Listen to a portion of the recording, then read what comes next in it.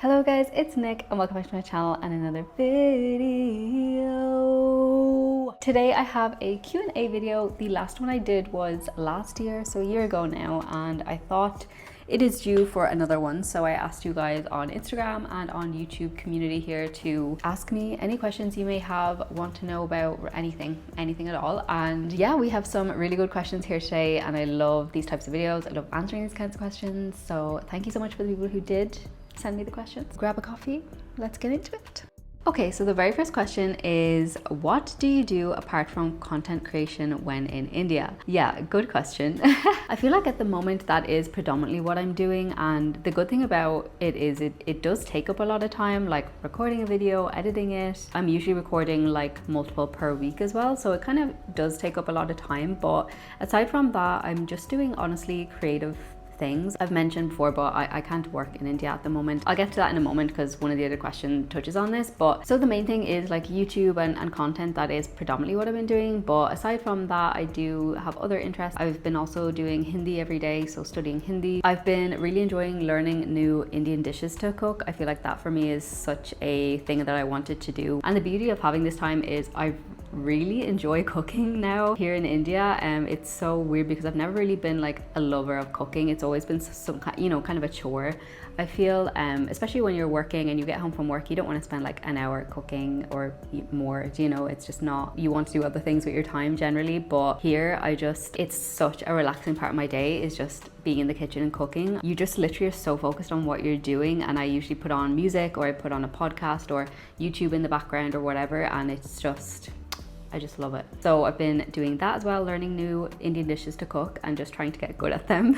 Sometimes I read as well, usually like romance novels and stuff I love. So I've also been trying to get back into music a little bit. That's always kind of been like my biggest hobby and interest, but sometimes I feel like I'm just not really good at it, so I kind of stopped doing it. But I have a harmonium here, so I started yesterday back playing harmonium and trying to kind of learn that, and singing as well. So yeah, those are kind of like the things that I'm doing day to day, and obviously just in general looking after the home and all of the household things, washing clothes, cleaning, all of that stuff I'm doing as well. So yeah, those are the things I'm pretty much doing apart from content creation. Yeah, the most time consuming thing that I do day to day is the content creation.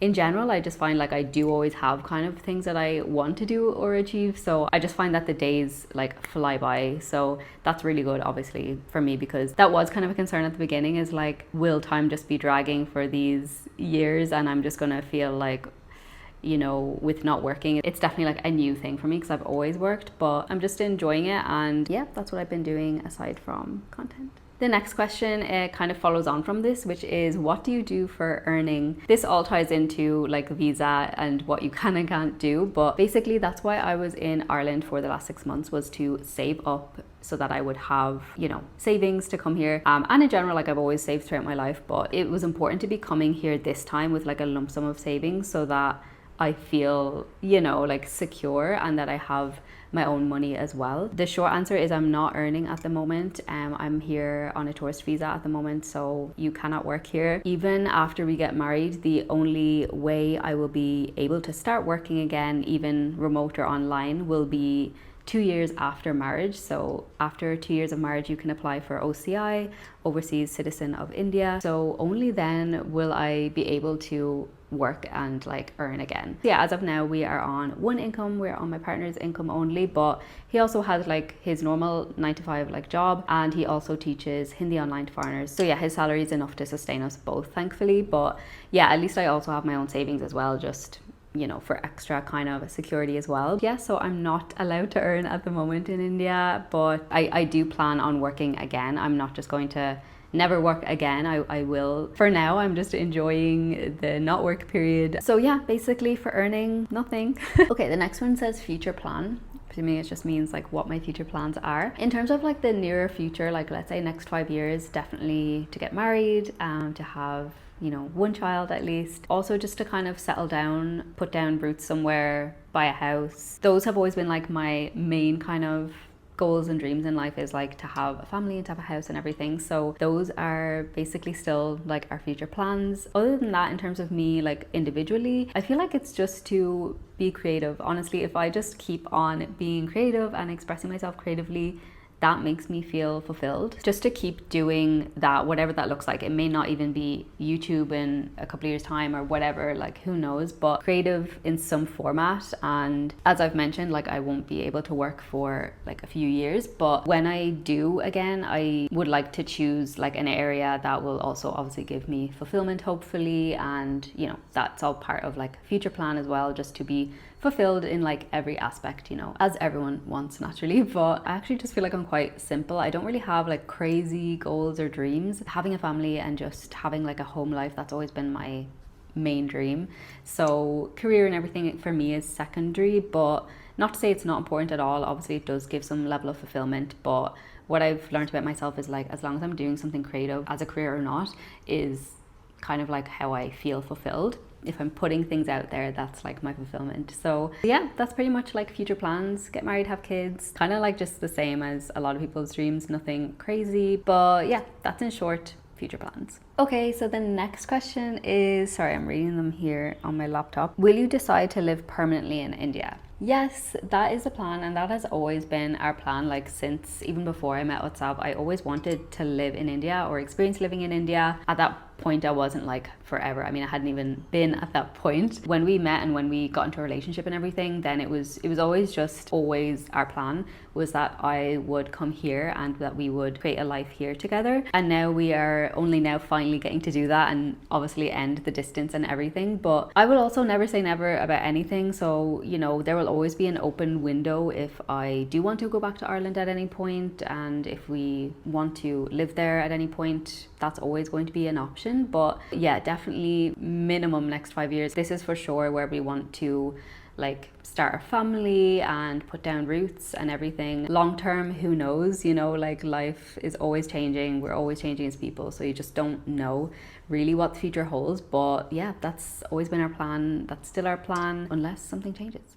I think a lot of people, especially in my actual life, like family or friends, you know, everyone always says or assumes like why, you know, well, not assumes because they know that this is our plan, but everyone always says, you know, like why doesn't WhatsApp come to Ireland? I think that seems to everyone obviously the more logical thing, maybe because a lot of Indians do go abroad to live and not so many foreigners coming to India to live as much. So I think that that's why people just assume like, why wouldn't he come to Ireland? The reason is this is always what I wanted. Like I always wanted to be in India and experience living here, you know, and it's just funny that that's like the assumption of what we like should do, is that like he should come to Ireland.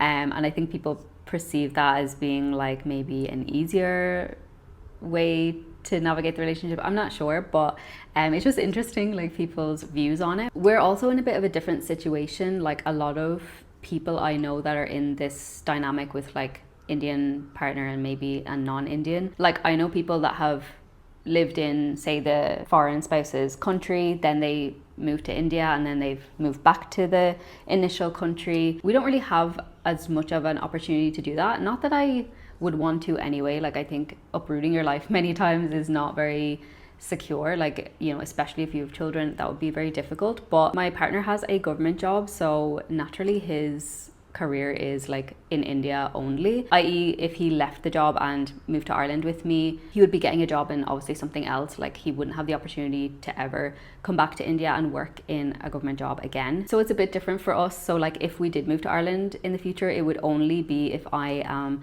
100% sure that I never want to live in India anymore, you know, like that would be the only case that we would be going to Ireland. But yeah, just to give a bit more insight into our situation, is because of his work as well, it's a bit more, if we do go to Ireland, it would be like definite, you know, there's no option for us to kind of be coming and going and moving and coming back. And I have seen other couples do that in their situations. Obviously, if you have a career that you can do kind of, not any country, but you know what I mean, like if you work in IT or something, then you know, you're probably going to be able to find a job in other countries, not with too much difficulty. But yeah, that's definitely like a unique point about our relationship, is that has like a direct impact on what we decide to do. So yeah, long story short is we are living here in India permanently is the intention, but you never know. And there will always be the option for us to go to Ireland in the future at any point if we decide to do that. Okay, next one is, how did you meet the Puneri? between we are neighbors. I think this person means like, how did you meet the Puneri, like my boyfriend? He's actually not from Pune, he's from UP. He just works here. But yes, how did we meet? I did mention it in my last video. So basically it was the end of 2021. I had been doing Hindi on Duolingo, like trying to learn Hindi, and my now boyfriend reached out in DM and just said like, hey, I'm a Hindi teacher here in Delhi, do you want to take Hindi classes? And I was like, yeah, because I was just about finishing the Duolingo course, and you know, if you've used Duolingo, like, you know, it only kind of gets you so far. Like it's great, like, and it's very fun, but it's not really, you do need to progress after it. So it kind of came at a perfect time, and yeah, I just started taking classes from him online. We just became quite good friends initially. I didn't even take that many classes from him, honestly. I'd say maybe like 10 classes in total over the space of a couple of months. And it got to January, February of 2022, and India was just now reopening its borders after COVID. As soon as they announced that, I was like, oh my God, I have to go. Like, this is now my chance to go, because before that, it was never an option for basically like 2 years because of COVID. And that was kind of during the time I had just really started getting like interested in India and really wanted to come here and visit. So I told Utsav in one of the classes like, oh, I'm gonna come to India. At that time, I didn't know, was I going to solo travel? Was I going to do a group tour? I was like undecided. I was kind of asking him like, what do you think I should do? He was like, oh, well, I'll take you around. He also really wanted to travel and loves traveling and really wanted to see like more of India as well. So yeah, we just made a plan that we would go traveling together around India. So basically a month later in March, I was there. Yeah, I mean, we just got along so well. I mean, I remember we were driving from, I think it was from Delhi to Jaipur, because we didn't know each other so well at that point. But I remember him saying to me in the car, like, I feel like I've known you for years, like as if like we're not strangers, like we've known each other for ages, like you're a, you know, someone I know. And it was just very, very comfortable from the get-go. It was unusual because like obviously we're from two completely different countries and, you know, everything. So it was kind of like unexpected in a way. We did both like each other, you know, before this anyway, but it was just, once we had met in person as well, it just kind of like solidified that like it felt good, it felt right, you know. And that trip, like even to this day, we just are obsessed with that trip we took together. It was so good, like just the best, one of the best times of my entire life, honestly. Those 2 weeks, we went through so much together in those 2 weeks. Like I was in hospital, we just went through so many things that we encountered along the journey because of the way we traveled, and it was so fun, and it just brought us like really close together. Like from that day we were just like absolute like best friends. However, we weren't just together from that time, you know, we were in very different like places in our life. I was going through like my own separate stuff. He was just entering his kind of career. He was moving to Hyderabad for his job the day I left India. So we were like in kind of different places, and naturally we were like literally across the world from each other. So it wasn't obviously easy to just like be in a relationship together and then you're just together. Then obviously he had to kind of, you know, like check with his family and, you know, see how they were going to be about it for us to date and stuff like that. Then I came back to India later that year, and again we met up and saw each other and spent a bit more time together. And then I was studying at the time, I was in college, so we didn't see each other then again for a year after that, but we still talked every single day. Like, he was my best friend. We would have video call literally every day, and he always says as well, like, he knew that we would be together. Always that feeling of like, this is going to be the person I'm with, even though we're going through, say I was going through like a rough patch in my life. It was always like this knowingness that like, this is the person I'm going to be with, even though we can't right now. Then in 2023, once I had finished college, I came here to India for 3 months. We got to like experience living together and everything for the first time. And then he came to Ireland for a trip in the summer, like this time last year, June 2024-ish. And then I came back here to Pune for 6 months last year, because on tourist visa you can only stay for 6 months per year. So I came from June to December last year. Then I went back to Ireland, and I've obviously just come back now, and I'm going to be here again. Leaving every 3 months, that's also a factor, but I always forget. Not that I always forget about it, because I obviously have to leave every 3 months. But so yeah, that's pretty much like how we met. Basically, he was teaching me Hindi. We just became really close travel together, and it was just very easy, I think, for us both to be with each other, which was kind of like not expected, you know, even though we both liked each other, liking someone and actually being like compatible with them, or, you know, all of that stuff are like two very different things. And luckily it's just worked out that even though we come from such different worlds, I feel like we're very similar. So I think that that's kind of helped, like, aside from obviously just liking each other, you know, everything else has kind of meshed so that this is able to work. But yeah, that's pretty much how we met online. He was teaching me Hindi and here we are. Okay, this next one is from one of his relatives. Hello. They said, "Gaon mein kab aoge?" When will you come to the village? Yes, whenever Utsav takes me there. Yeah, just whenever he decides to take some time off work and for us to go there. Hopefully by the end of the year, maybe the start of next year, but yeah, hope to go there soon for sure. You should ask him. Okay, so the next one is, are you married or single, and how do you manage expenses in India? Yeah, we are not married yet, so legally single, but in a relationship. We do plan to marry not too far away. And how do we manage expenses in India? This is probably similar to like, what do I do for earning or how I earn money, but yeah, as mentioned, I am not able or allowed to earn at the moment. I'm going to take this question in another way, like how do we manage finances in this way, being on one income, because I feel like I've already answered the other part of it. But so far it's working well. I think one of the main reasons this works well is because we are both like really frugal people. It's kind of embarrassing. I probably wouldn't be admitting it too often, but I'm always thinking about money. I don't really spend a huge amount of money like on myself or buying things. Like I kind of just buy necessities, and when I do buy them, I kind of buy like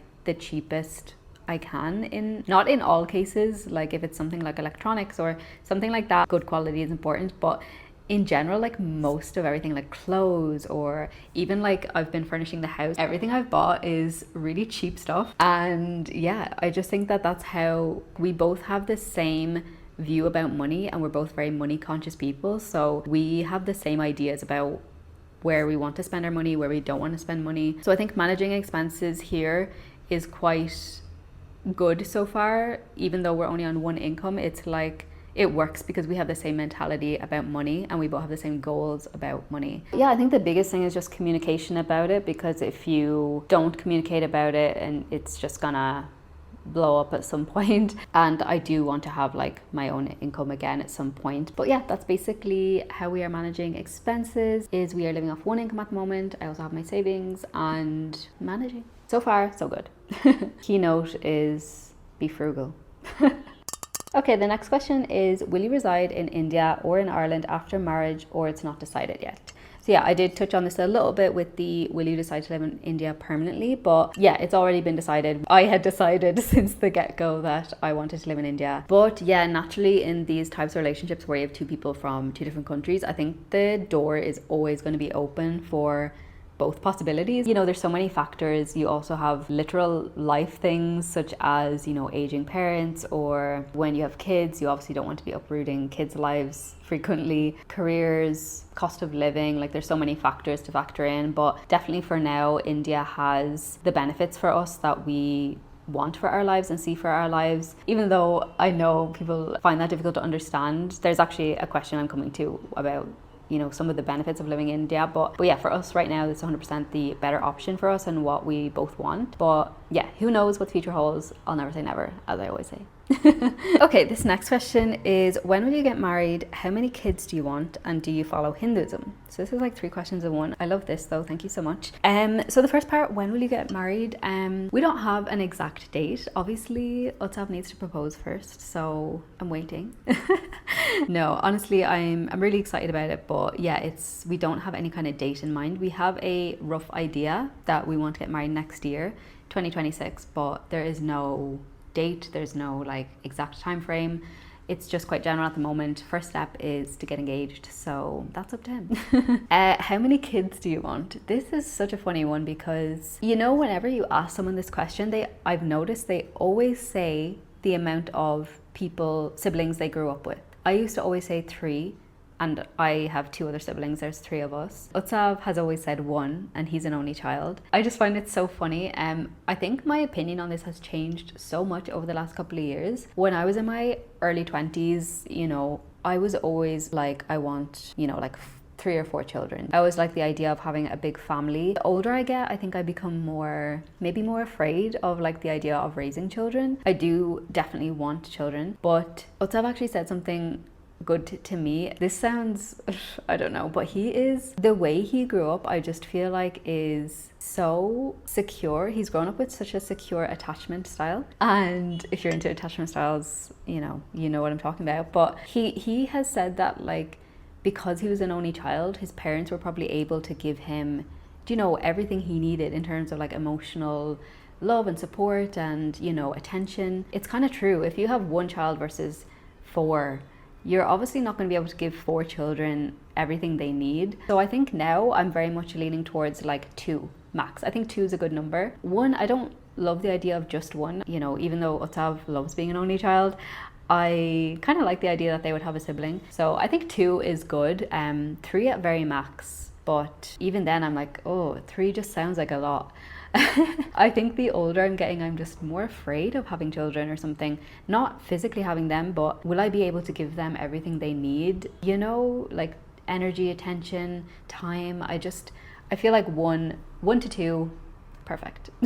And the last question is, do you follow Hinduism? The short answer is yes, but obviously it's a very, you know, religion, spirituality is a very huge, broad, nuanced topic. I've always had a really big interest in religion. It was my favorite subject at school. I used to love it. I almost studied theology and world religions. That was my second choice. I ended up studying music production, but if I hadn't have got that, this was my second choice. Absolutely love religion. Obviously there's so much about religion that can be quite dangerous and extreme, and it can cause a lot of conflict and issues in society, but at the same time I feel like there's such a benefit to religion. I feel like people get a lot of meaning from it in their lives. Obviously we're just on this floating rock in the middle of nowhere, and I love drawing from spirituality and religion. I'm not going to say I'm the most religious person in the world. Like, I'm one of these people, I don't believe the events actually happened.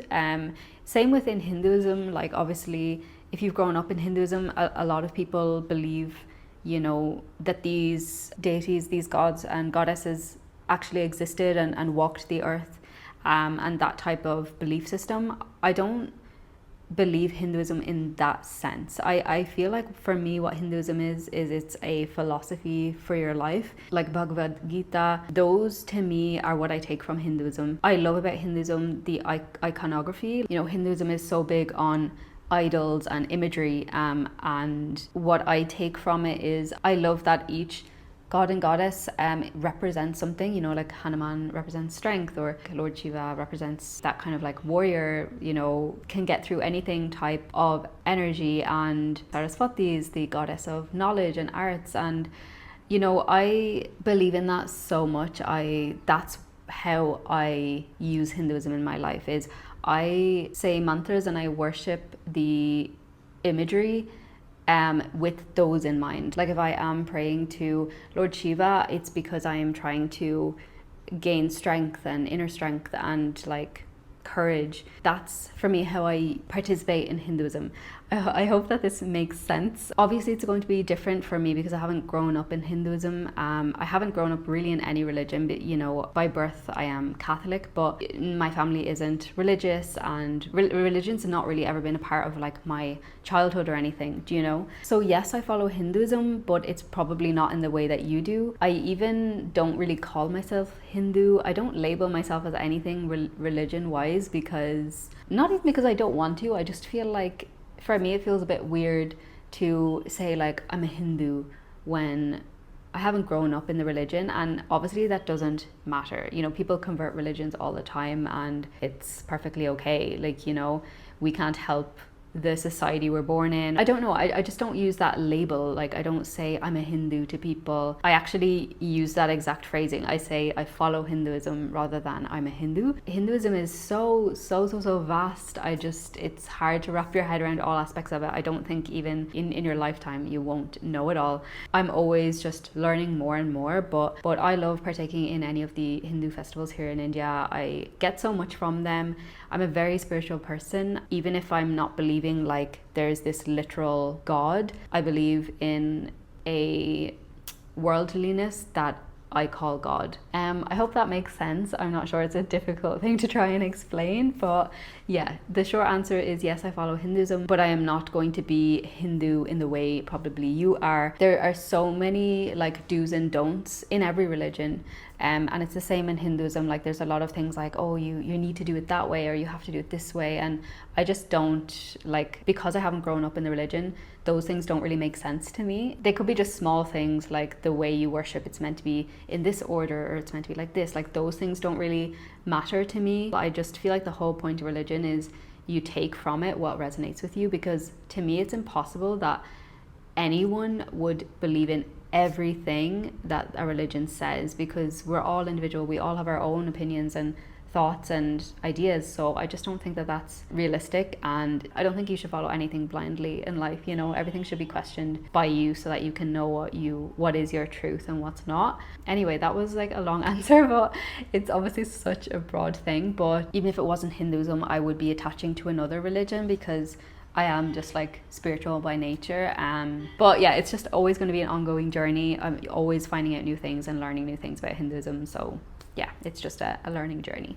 Okay, this next question I absolutely love. Thank you so much for the person that asked this question. I love people asking like real honest questions because I'm like a really honest person. I always answer things probably too honestly sometimes. But it says, why did you choose the Indian boy over the Irish boys? In which you were comfortable with language, food and cultural environment? Just curious, no issue. Please no political correct answers.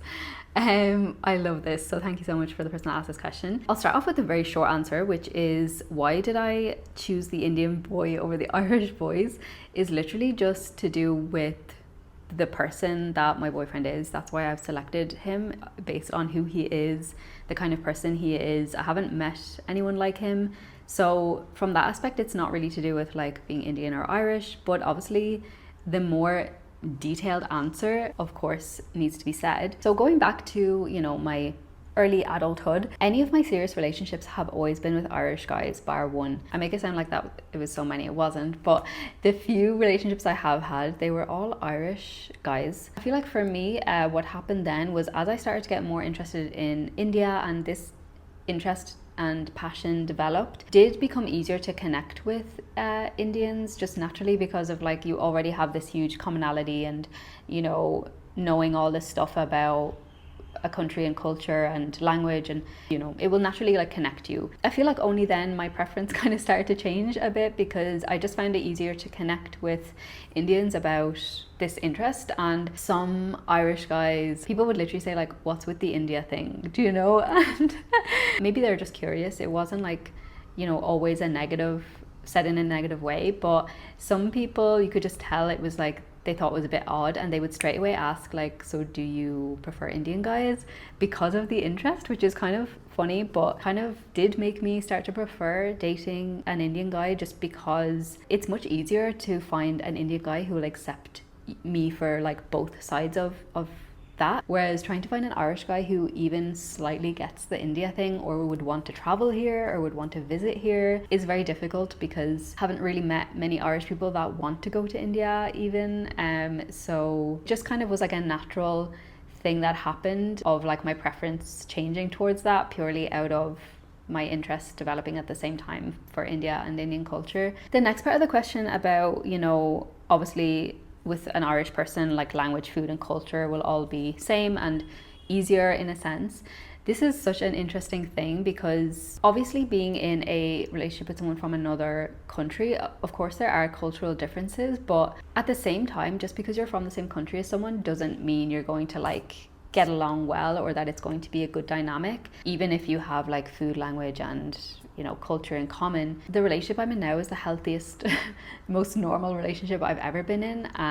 Like I said, my previous relationships with Irish men, this isn't to generalize because everyone is so different, right? But my experience was like they were quite emotionally like unavailable and not good at communicating, or so even though we had no language issues and we ate same food and grew up in the same kind of environment, it didn't just make for an easy relationship just because of those things. Because a relationship at the end of the day is so much more about your compatibility, like emotionally, and your actual personality traits. Those are what are going to dictate your relationship with someone else. For example, like with language, with me and my boyfriend now, it's not really an issue. The only time it comes up as a point of barrier is with like slang. Like if I say slang words from Ireland, he's like, what? And same if he says Hindi slang words, I'm like, what? It's such a minuscule part of day-to-day life, like it barely ever comes up. Of course we have like normal barriers, like different words are used for different things. It's not a point of contention, it's not a reason to not like be together or anything. Obviously that's only possible because Utsav knows English. Obviously if he didn't speak English, and I'm not fluent or anything in Hindi, so obviously you have to have a common language together, right? Like you can't just literally not know any language together. But those like little things like slang or humor, things that you would only know on a local level, like obviously those are going to happen. But food has definitely been the biggest cultural difference between me and Utsav. Utsav has grown up in a way of like eating like roti sabzi, basically all day every day is like the norm here. And for many North Indians, just eating the same food quite frequently for multiple meals a day is just, it's the norm. That for me was very unusual because in Ireland we eat like different things all the time, like different cuisines. You're never just cooking like one cuisine for the most part, and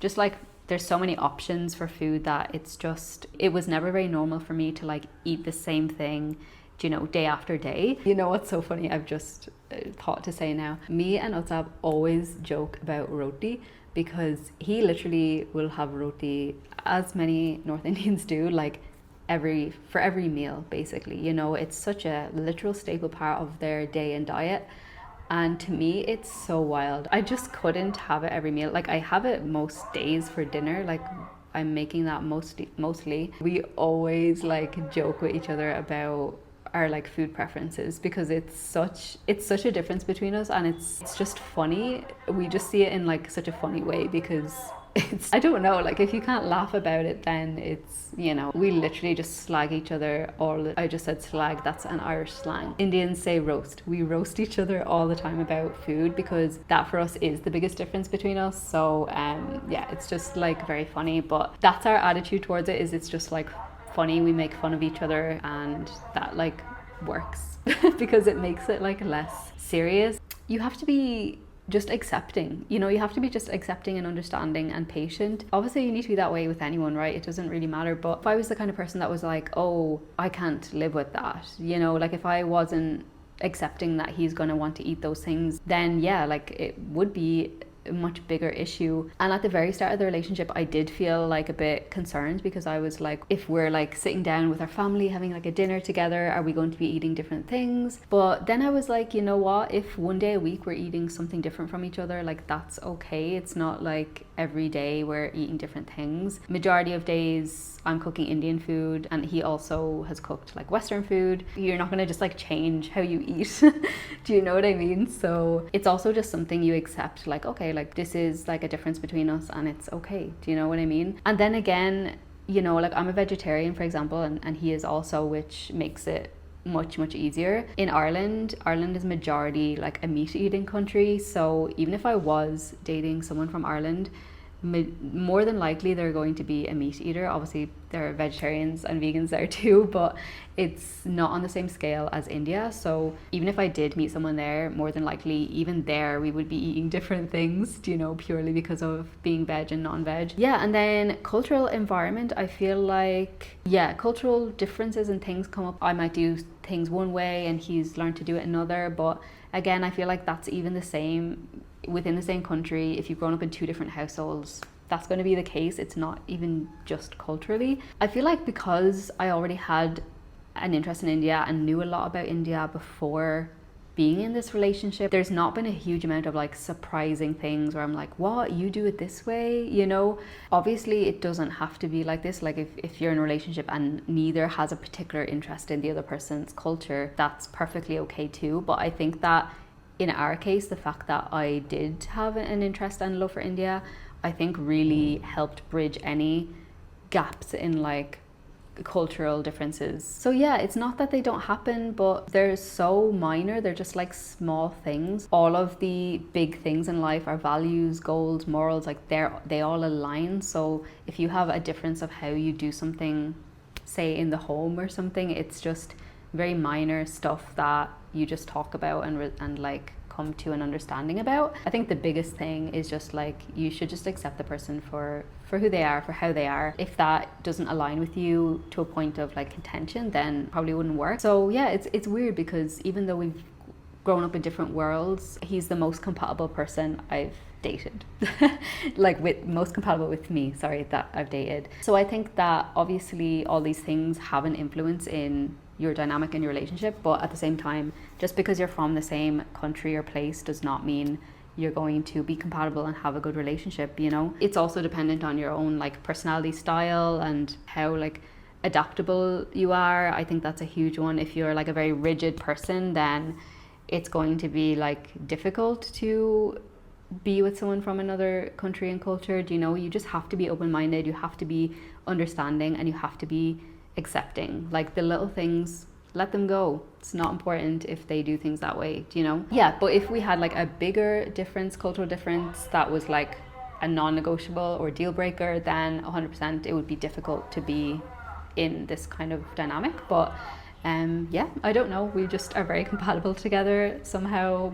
I don't really have the answers why, but yeah, that's why I have selected an Indian boy instead of an Irish boy. As you have asked, is literally just for who he is. I've never met anyone like him. Honestly, he is the kindest, just most sweetest, like funniest person I've ever met. I haven't met anyone else like him. So it's for who he is, not just like because he's Indian. If I met an Irish guy that was him in an Irish guy's form, I would also date him. So okay, and the last question, I love this one as well. It's what are the pros of living in India? So first I'm going to give you the literal benefits, like the actual factual benefits rather than my own opinions, and then I'll give the more like my own perception ones. Actual benefits of living in India. For me, for us, it's a much more affordable lifestyle. The cost of living here is more affordable than in my home country.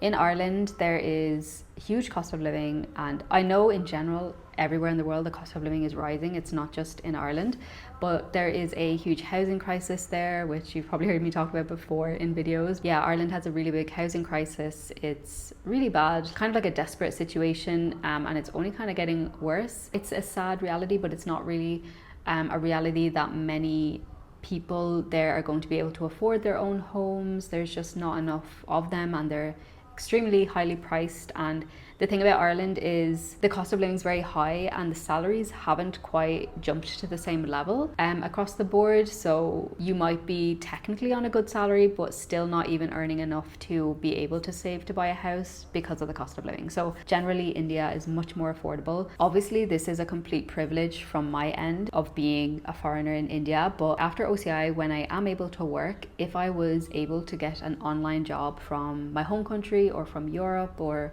wherever, if I was earning in euros and, you know, earning in euros living here in India, that's obviously the best possible lifestyle. Do you know, it wouldn't get any better than that. Even though that's obviously not a possibility now, after OCI that will be a possibility. So obviously that's 100% privilege, like white privilege, whatever you want to call it, 100%. I'm very aware of that, but I will be able to do that in the future, hopefully, if I can find a job online.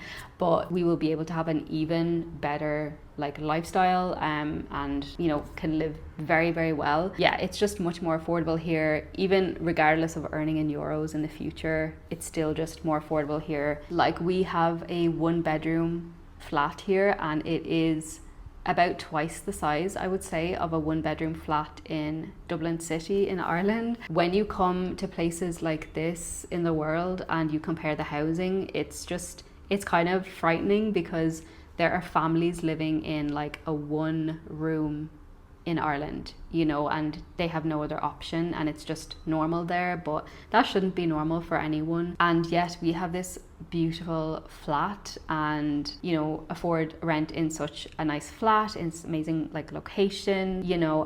None of that is really possible in Ireland. So even though Ireland's such a developed country, and there are pros to Ireland obviously, in that it's like the general cost of living versus the actual reality of living in Ireland, they don't match for me. Of like, the lifestyle doesn't match the cost of living, do you know? So yeah, that's a big one, is just the cost of living basically, and it's just more affordable here, and your money goes further here. The next one is tied up specifically to my boyfriend's job. As I mentioned, like, he works a government job, and there are many literal benefits of that will directly impact me after we are married. Free and subsidized healthcare, children's school fees partly covered, government subsidized housing. You get cheaper rent in a government quarters and have to pay less rent. If he gets transferred or anything to another part of the country, they will sort your housing for you, and that's all taken care of for you. You don't need to worry about any of that. They will also pay for you to move everything. Like, you don't have to pay for trucks to come and collect all your furniture. All of that is covered. There's also travel benefits such as free train tickets. I think there's free flights in some certain roles. I'm not 100% certain on the travel ones, but I know there's something about a certain amount of free train tickets to certain locations per year. There's also family pension, and yeah, just I think the healthcare is the biggest one. When I have a child, hopefully all going well, I can. The fees, like hospital fees, giving birth, there's no cost for government employees, for the employee's wife, even his parents, like, they have free healthcare because of his job. So there are so many literal benefits of government job that it's just like, I have never even owned health insurance in my life, and I'm 29, so that just gives you an idea of like, I've never been able to afford it in Ireland, you know. So even a government job in Ireland, you don't get any of these benefits, except maybe you'll get health insurance in some of them, I think. I'm not certain. The amount of actual benefits in place for the employee, not just the employee themselves, but like the whole family, is, yeah, I've never heard of this in any other country. It's really good. And just general job security. If you work in the government, you're secured for life. You never need to worry about losing your job, which in India especially is a very big concern for many people in the private sector, because you can be replaced like that, and there's layoffs all of the time here. So job security in India is a huge one. I know it's not as important in Ireland because there's more security in jobs in Ireland, but in private sector. But yeah, so those are the literal benefits here, and they're all really important things, such as like your cost of rent, healthcare, like they're all such important things. So those are really big benefits and pros of living in India for us both. But the other pros of living in India that are not maybe so obvious, or that are from my own opinion. The first one is just in general, the atmosphere in India. It's always so lively. There's always people around. There's always places open. You can go outside at 10 p.m. at night and get a coffee. You can look outside at 3 a.m. in the middle of the night and there will be someone around. There will be cars on the road. And obviously that's not for everyone. Like, some people might be like, that sounds awful maybe. I've grown up in Ireland in like a rural area where even at like 9 p.m. if you're driving along a rural road, it's like pitch black and there's no one around. Like, if something happened to you, it's kind of scary. I just find it, maybe the older I'm getting, I don't know, I just find very rural areas a bit creepy, you know, and kind of scary. Like, you're just driving along by yourself and it's pitch black and there's no one around. Like, even though there might be some houses around, no one's visible. You're not in anyone's view. And I love that about India. I think it's such a pro that it kind of feels a bit safe, which is kind of ironic because maybe, you know, because at the end of the day, human beings are the ones that make things unsafe in many cases. It's my mentality, maybe I'm based on the place I've grown up, that being in India, there's always somewhere to go, there's always something to do, it's very lively, and there's always people around. For example, like in Ireland, pretty much after work, like 5-6 p.m, a lot of shops are already closed. Even in like the city center, if you're going out at 10 p.m, even then barely anyone around unless it's like a weekend, maybe a Saturday night or something, and even then the only places open are going to be like a pub or a restaurant. In India, there's just like things just stay open so much later here, and you can literally go to like a chemist at like 10 p.m. at night, you know, if you need to. It's just a very like vibrant atmosphere, which I love, and to me that's just a pro because there's just always a feeling of aliveness and energy in people. And the other one to kind of add to that is just the sense of camaraderie here.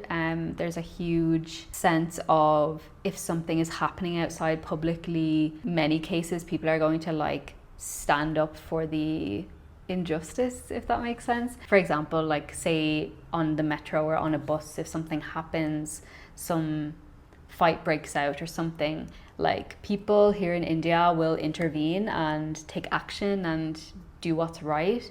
In Ireland, it's kind of like, let's pretend we didn't see anything, let's not get involved, probably fear to get involved, which I also understand. Obviously people want to be safe as well, but I love that about India.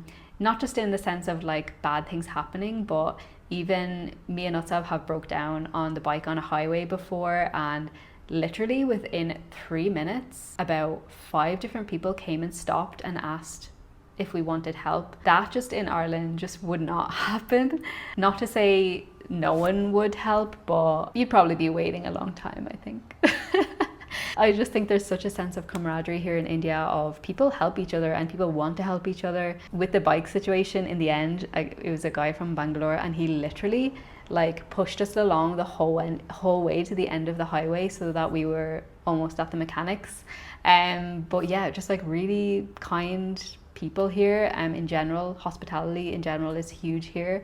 That reminds me as well, like when Utsav came to Ireland to visit, we were in a subway in the city centre in Dublin, and these kids, they weren't like very young. I mean, they were like, I don't know, 11, 12, like early teenagers, and they were trying to steal from the subway, and the employee was, you know, giving out to them like, put that back, don't do that.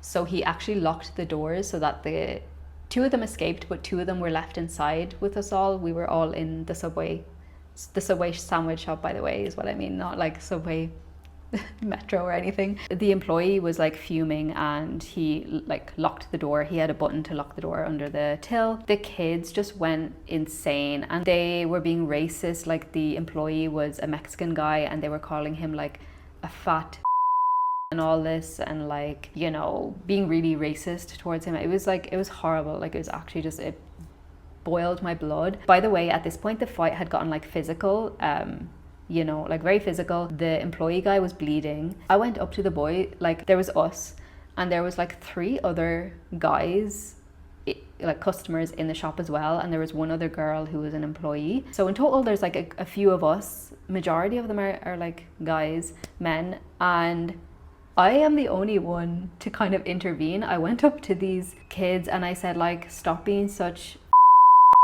I can't say those words on here, but I was fuming. Like they were calling him disgusting things, and they were just, oh, like even thinking about it just angers me. The police didn't come for ages, obviously, so the kids had escaped by then, but by the end of it, there was a huge crowd of people outside of the store watching, you know, like watching what was happening. When these 2 boys escaped, not a single person tried to get them, tried to catch them, literally just watched them like run off after seeing everything unfold.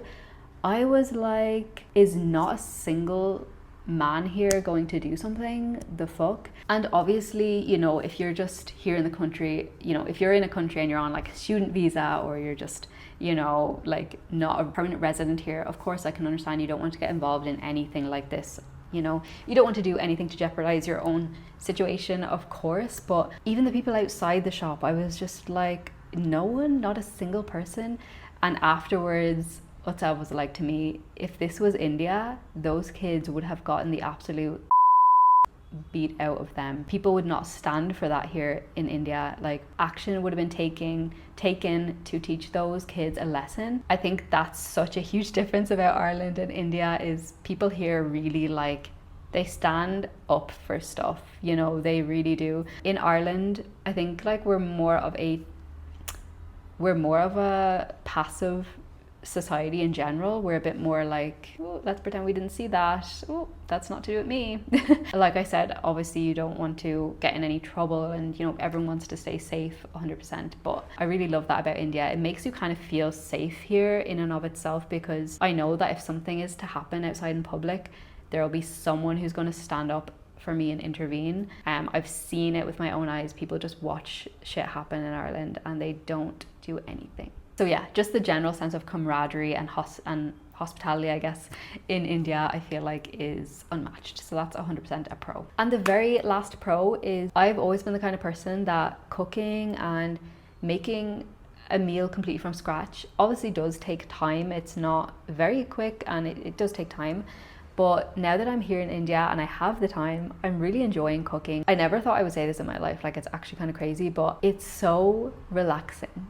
Like, I cannot even believe I'm saying those words, because I've always hated cooking, but I guess it was more to do with the feeling like I don't want to spend my limited time doing that, but now I have unlimited time. So it's the most relaxed I feel in my day now is when I cook, because I just put on YouTube, I put on music, or I listen to a podcast, and I'm just completely in a zone where I'm not thinking of anything else except listening to whatever and cooking. So I think that's kind of such a pro about living in India, is people do eat really fresh here and it feels better for you. Yeah, I think just in general the food culture here it's much healthier in a sense. Obviously Indian diets, as I always roast Utsav about, like eating roti is not the epitome of health every day, but you know, in general Indian food is also in many ways very wholesome, and the way that food is thought about here and prepared here, and the care and the love that goes into it, is a really beautiful thing, and it's catching on to me. It's catching on to me. So that is it for all of the questions, guys. Thank you so much for the people who did ask those questions. I loved them. They were all very like different from the last questions I was answered in my other video, so I really appreciated them. I loved the honesty of them, and thank you so much for watching. Please do like and subscribe if you enjoyed this video, and I will love you forever, and I'll see you in my next one. Bye.